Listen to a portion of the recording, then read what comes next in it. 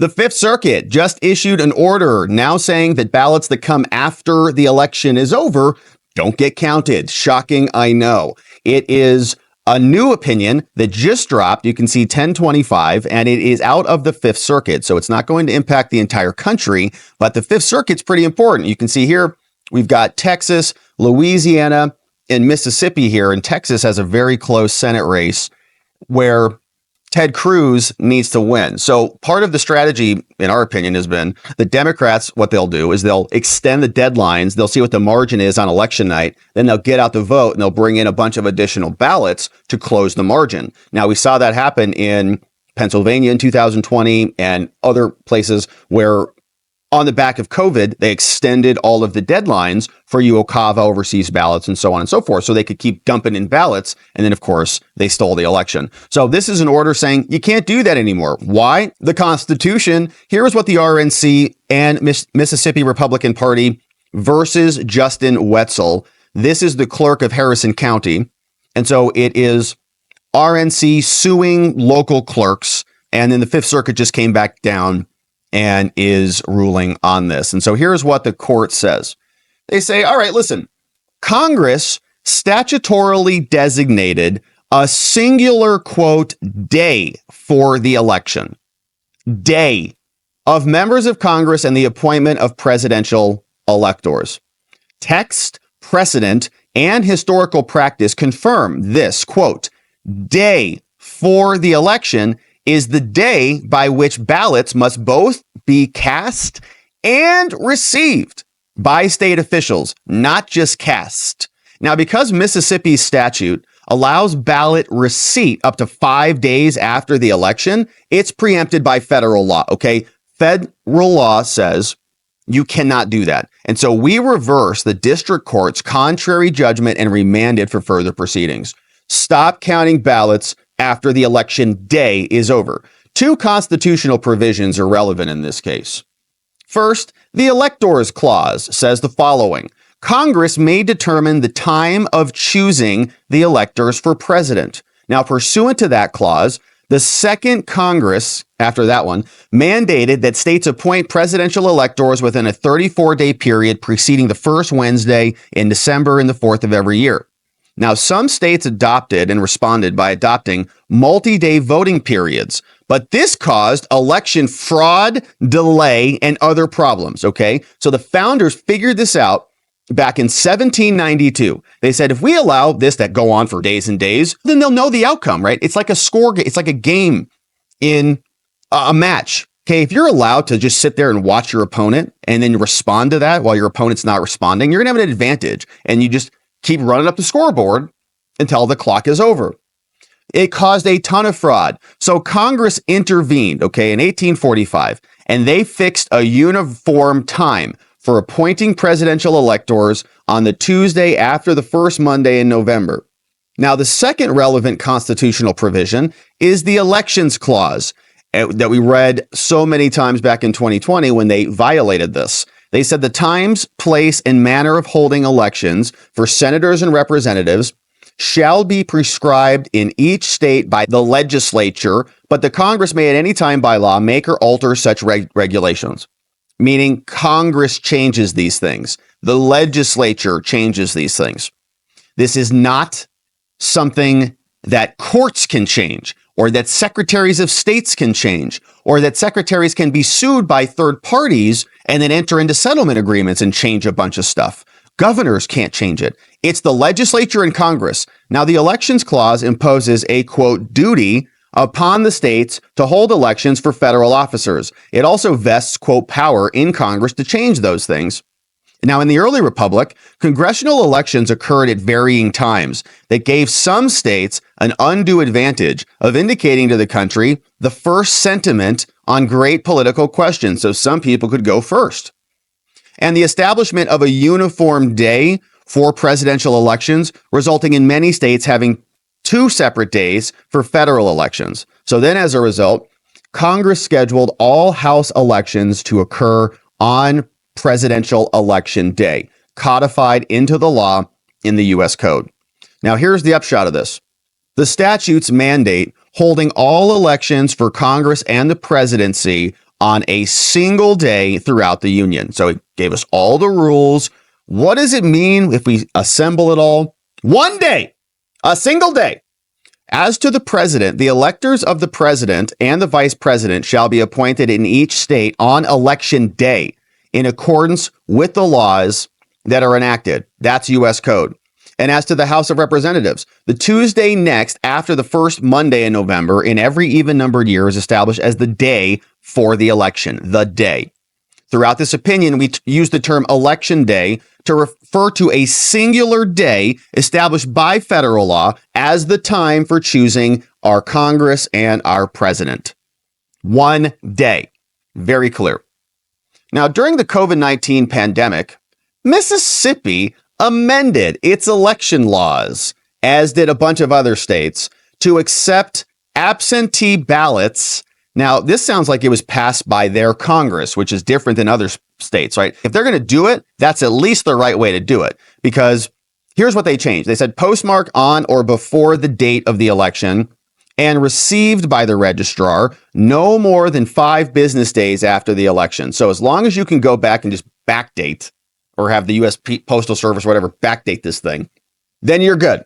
And if they get it after the election, you're good. Now, that was a new act, right? They passed that in 2020, which is the right way to do it. At least they passed it in 2020. Now, and they did that probably on the back of COVID, right? Oh, it's COVID. Now, in other places, they didn't do it. There was no law. It was just the secretaries of states entered into an agreement and they did it via basically a contract. Now, after the pandemic, Mississippi has preserved that deadline and amended the statute to cover absentee ballots transmitted by the Postal Service. Now, on January 26th, then, this year, Republicans sued various state officials. They said, you can't do this. On February 5th, the Libertarian Party of Mississippi also brought a similar lawsuit. Both said there is a single day for choosing this stuff. And so these cases have been consolidated. Now we turn to the merits described here.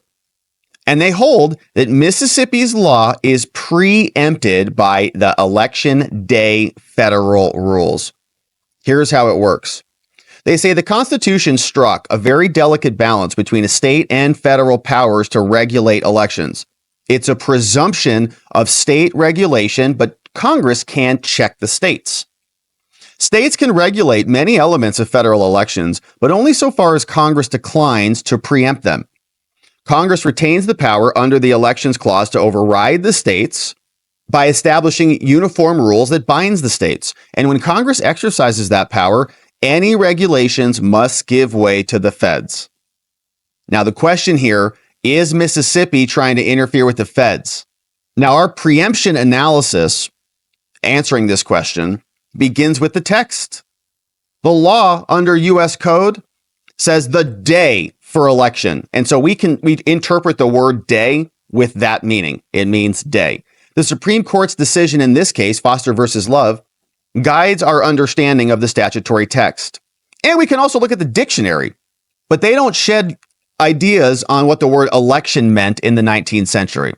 It makes no mention in the dictionary about deadlines or ballot receipts, and so we can't look up election. That case involved Louisiana's open primary. The state in that other Supreme Court case held that congressional primary elections would be on a day. If a candidate won the majority of the votes, however, then the election concluded then and there before the election day. So it was like an early end. If you just bank enough votes, it could be over. But the state's problem here is that it thinks that a ballot can be cast before it's received, right? So you voting it and putting it in the mail is not casting the ballot. The casting is when it's received. What if a state changes its law to allow voters to mark their ballots and place them in a drawer? You voted it.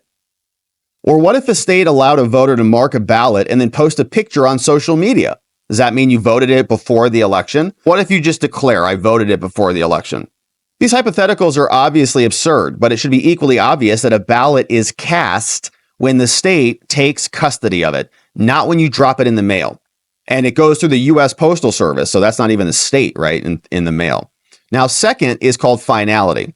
The Supreme Court has said that the word election now has the same general significance as it did when the Constitution was put into place, which means it's a final choice of an officer by the qualified electors. Now, an election involves more than government action. It involves the polity's final choice of an office holder. A voter's selection of a candidate differs from the public's election of a candidate. Officials tally each selection and then declare the winner of the election. Those are not the same thing. And while an individual voter might be able to make his or her selection in private alone, it makes no sense to say that the electorate as a whole has made an election and finally chosen the winner before all the selections are received. You can't declare a winner until the votes are in. And we have to declare a winner on election day, and the votes won't be in on election day. So that is not to say that all ballots must be counted on election day. Even if the ballots have not been counted, the result is fixed when all of the ballots are received and the proverbial ballot box is now closed. The selections are done and final, so we don't have a bunch of opportunities for fraud and to change everything. It's over. The buzzer rings the bell. Okay, it's over. Time's over. You don't get to stand on the sideline and start shooting hoops, trying to make points when the game's over. By contrast, while election officials are still receiving ballots, the election is ongoing if they're still dripping in. The result is not yet fixed because live ballots are still being received. Now, although a single voter has made his final selection upon marking the ballot, the entire polity, the entire state, must do so for the overall election to conclude. So the election concludes when the final ballots are received and the electorate, not the selector, has chosen. And Mississippi's regulations confirm this as well. The absentee ballot statute authorizes the Secretary of State to issue rules to effectuate the absentee voting scheme. Now, those regulations state that an absentee ballot is the final vote of a voter when the ballot is processed and marked accepted. That's when the vote counts. For absentee ballots, the ballot shall be final if accepted by the board. And then depositing it into a secure mailbox. That's when it's cast. Thus, Mississippi's own law belies the mailbox rule theory of finality. Voters make a conclusive choice and a final selection that concludes and consummates the election. When they mark and submit it, the final selection is then made once it's accepted.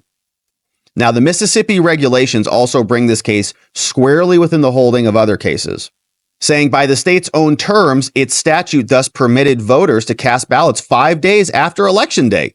That conflicted with this, and so that is illegal. You don't get to vote 5 days after Election Day. That's nuts. So obviously that case is bad too. Now, finally, mail-in ballots are less final than Mississippi claims. The Postal Service permits senders to recall mail, with the exception of overseas UOCAVA ballots. At least domestic ballots are not cast when mailed, because you can recall that. Voters can change their votes after Election Day. That further undermines the state's claims that ballots are final when they're mailed. Now, third, it's about consummation of the vote.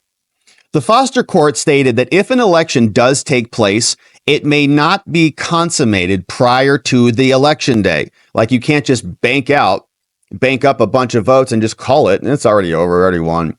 Louisiana ran afoul of that when they tried to do that. Similarly, we have blessed a Texas early voting law that permitted unrestricted early voting up to 17 days before the election.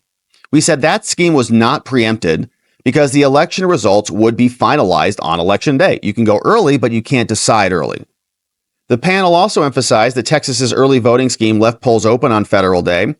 So long as the state continued to receive the ballots while it was going on, it's not consummated.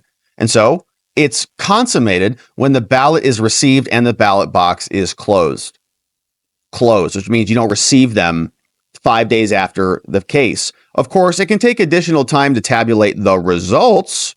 It has become routine for election officials to count or recount after Election Day because they're so incompetent. The election is nonetheless consummated because they know there are a definite X number of ballots to count.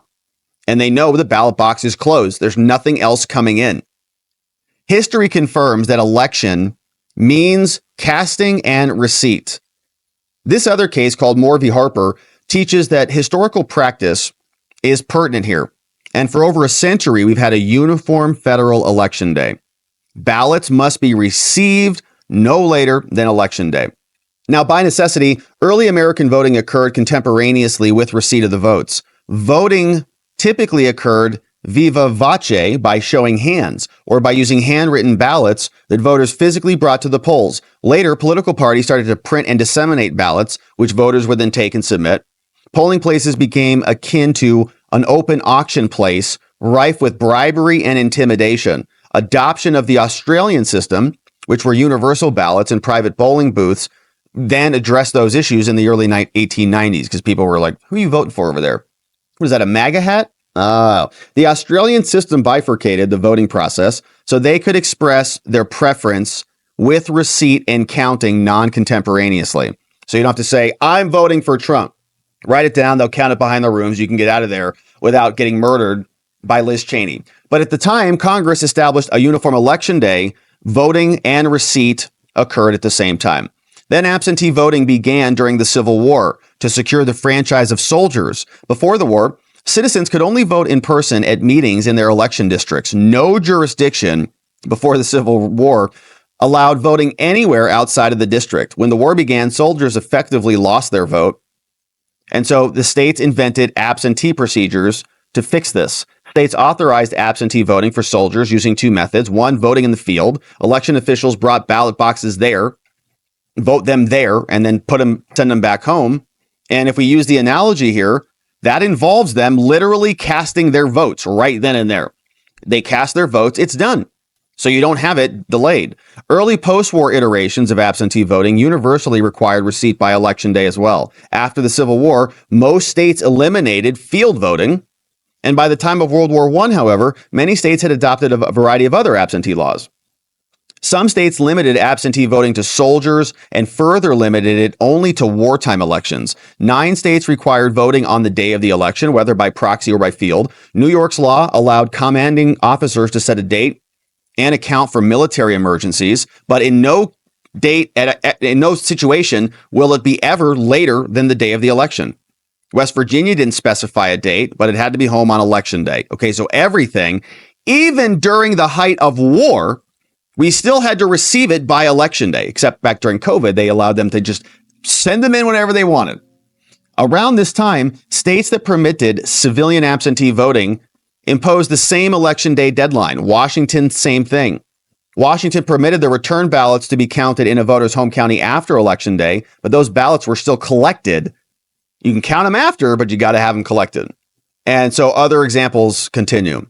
Even today, a substantial majority of states prohibit officials from counting ballots received after Election Day. In January 2020, before COVID, only 14 states and D.C. accepted ballots postmarked by Election Day, with 36 others requiring receipt on or before that day, right? So you have to have it in receipt, not postmarked. So 14 states. Then, in advance of the 2020 election, 7 states extended their ballot deadlines, including Mississippi. Of those 7, 2 already allowed post-election day receipt, California and North Carolina.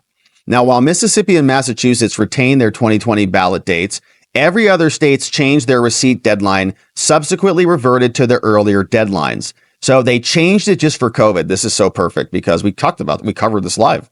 They changed everything. Bunch of states changed. He says 7 of them changed. The considerable historical support for absentee vote, and Pennsylvania was one of them, right? These are very important states that Joe Biden won. The considerable historical support for absentee voting says nothing about whether states can extend this past the uniform singular election day. Instead, the practice of absentee voting that arose during the Civil War demonstrates that the election concludes when the ballots are received. A few latent time outliers say nothing about the original meaning of the statutes. Now, the Mississippi government and others, they make several counter arguments. They say federal statutes show that Congress has reinforced this, that they don't require receipts of the ballots by election day. They cite certain laws, but the statutes don't say that at all. The cited statutes that the government pointed to are silent on the deadline for the ballot receipt, and congressional silence doesn't reinforce anything. First, the UOCAVA overseas stuff provides voting rules for people living abroad. The act requires federal officials to submit ballots to state election officials not later than the date by which it's to be counted in the election. It creates a fail-safe for voters who do not receive their state ballots in time, but they still must follow the same timeline. Next, they point to the 1970 amendments, but like Uokava, it says nothing about date or time. Instead, voters must return ballots not later than the time of closing of the polls on the state of the day of the election. Nothing in these statutes says that states are allowed to accept or count ballots after Election Day. Other states, invoked by both parties and amici, suffer from the same deficiency, other statutes. All are silent on the timing. At bottom, the very best the government and its amici can muster is that some federal election statutes are silent about that, but that's all. And if all we had was congressional silence, well, we can't show anything. But this is not a case about congressional silence. There are plenty of statutes, and they do require the receipt by Election Day. So you're just pointing to silence, which means you have nothing at all. So the silence is unhelpful because other statutes show that we need them by this date. But the fact that Congress authorized a narrow exception for potentially ineligible voters does not repeal all of the other stuff. Uokava permits post-election day balloting, but it does so through its statutory text. Uokava's remedial provisions authorize the Attorney General to bring declaratory or injunctive action. And so this, again, is very different than the contention that congressional silence gives them the power to do this. Same thing with other exceptions. And so the mailbox rule is in place. We're not adopting this new one. They say once a voter casts her ballot, her election of a candidate is complete. So once she puts it in the mailbox, that's good enough. They say, yeah, but that's not the mailbox rule according to contract law.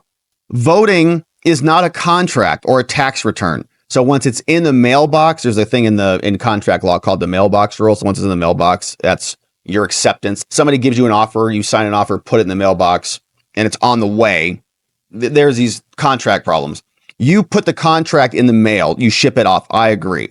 Then it's in the mail, and then you say, oh crap, now I want to break the contract. So now you're going to breach your contract. Then the problem says they started acting as because you said, hey, contract's in the mail. Then before they get the actual physical contract, they do something and then they suffer some harm because they're relying on your contract. Then you breach the contract. And the question is, who's responsible for the breach? Are you responsible for the harm since he didn't get it physically and he put it in the mail, so it counts? He's saying none of that matters. This isn't a contract. Voting is not a contract. Okay, it's not a tax return.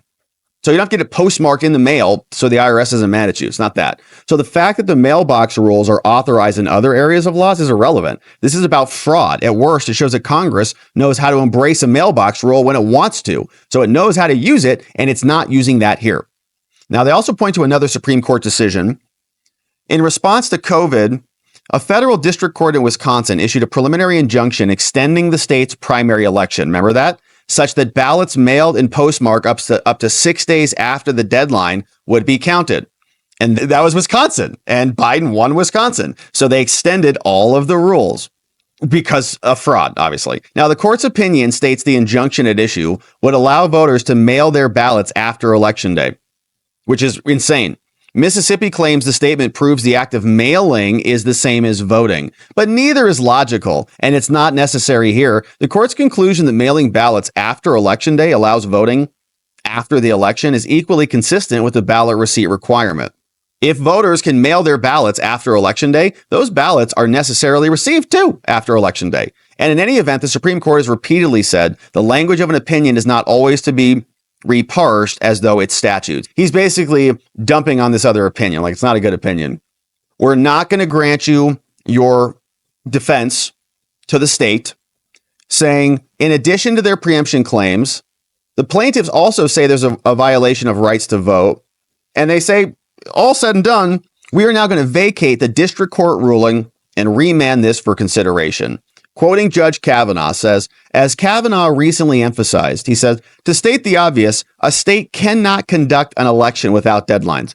Deadline is not unconstitutional merely because of the voters' own failures to take timely steps to vote.